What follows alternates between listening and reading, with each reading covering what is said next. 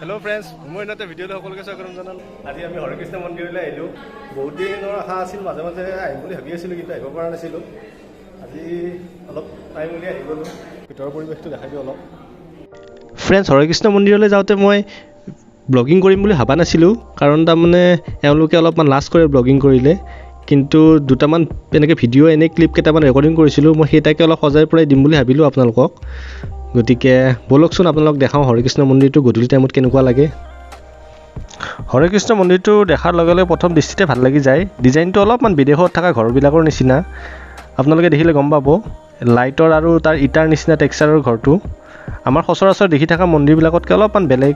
ভিতৰ ফালত সোমাই আহিলে দেখা পাব বহুত ডাঙৰ ডাঙৰ দুখন পাংখা আছে আৰু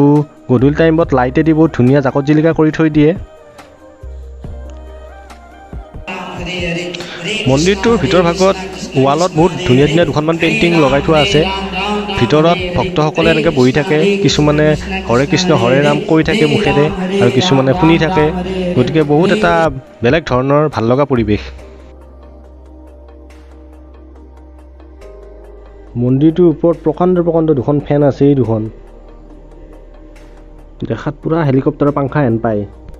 সেৱালৈ আহি আমি হৰেকৃষ্ণ মন্দিৰৰ সেই বিখ্যাত ফুটটো ল'বলৈ আহিলোঁ ফুট দিবলৈ কোনো নাছিল বাবে আমি নিজকে নিজে দি পেলাই লৈ ল'লোঁ আৰু এয়া মোক দিলে মোৰ মানুহজনীয়ে